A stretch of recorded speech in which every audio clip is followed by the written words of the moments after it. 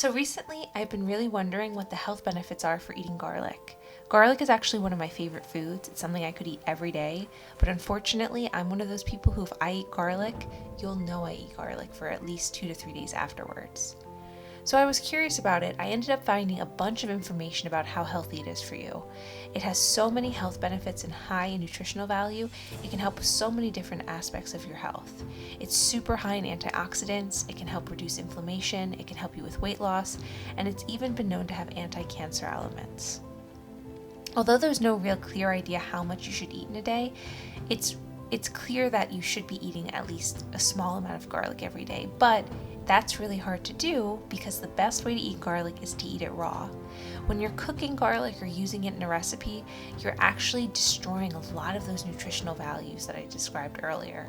So eating it raw is actually the best way to eat it, but that's also the strongest way to eat it, and that means that you really might smell or carry it around in your system for much longer than you want. The reason why it's so good to eat is because of how much antioxidants it contains. Our normal day-to-day diet has so much high fructose corn syrup and a bunch of other really bad things that they build up over time and they really affect our health negatively. So just eating the smallest amount of garlic can really help mitigate some of those side effects. So I wanted to find a way that I could eat garlic but not worry about having a smell. I didn't want to worry about going out to meet my friends and worrying, oh, do I smell like garlic? Are they going to smell me? Am I going to be gross? I really wanted to find a way that I could eat garlic, get all of these benefits, but not worry about having that smell.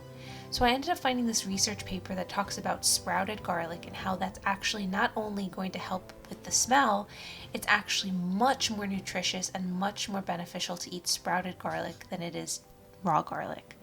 So I wanted to try this out for myself. So I went to the store and I bought some bulbs myself to try this.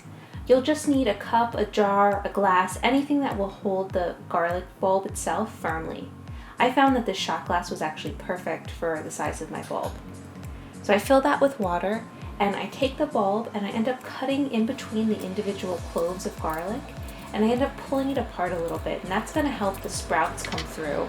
So after you do that, you're just going to put it into the cup or glass of water just as much that the bottom is completely submerged under the water. Everything else should be sitting above the water, completely dry.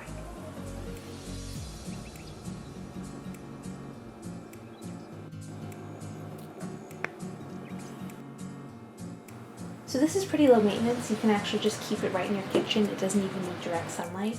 I ended up doing 2 more bulbs just to be sure that my experiment would work out well. You can see that the first one, the water became kind of milky. I'm not sure why that happened, but it ended up being fine, and that one really grew pretty well despite that. And this is just a better shot of how you can see how much we pulled apart the clove to encourage the sprouting to happen. After the first few days, we get to see some of the roots start to grow from the bottom. And then after a few more days, they started to get even longer. And then that's when we started to see the first beginnings of our sprouts. So at this point, the roots are drinking in a lot of water, so we had to refill the water about 1 tablespoon a day just to keep up the level of water to make sure that it was getting enough. But we had about a few centimeters to an inch or 2 tall sprouts at this point, and this is about maybe a little under a week when we started. Now here, this is about a week and a half in. You can see how much longer the sprouts have grown already, and as well as the roots. The roots have gotten really long at this point.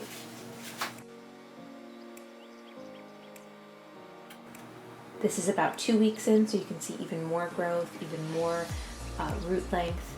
At this point, we had to add about 2 to 3 tablespoons of water a day just to keep up with how much it was drinking.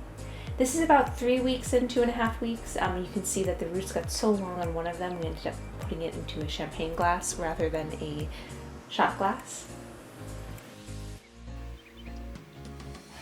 You can see how much longer the sprouts have gotten. This is about 2.5 weeks in now.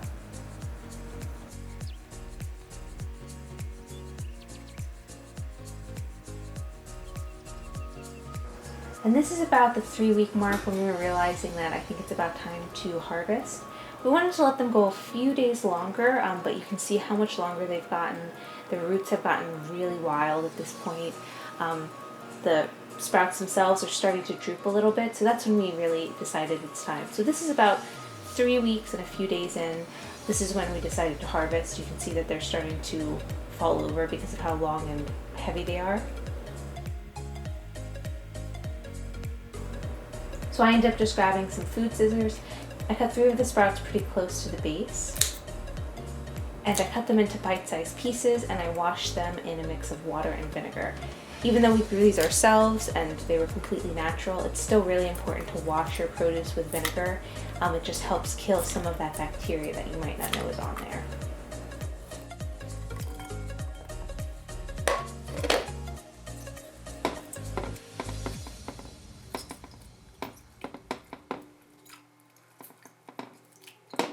So after we washed and dried them and we took a look, we decided to take a taste.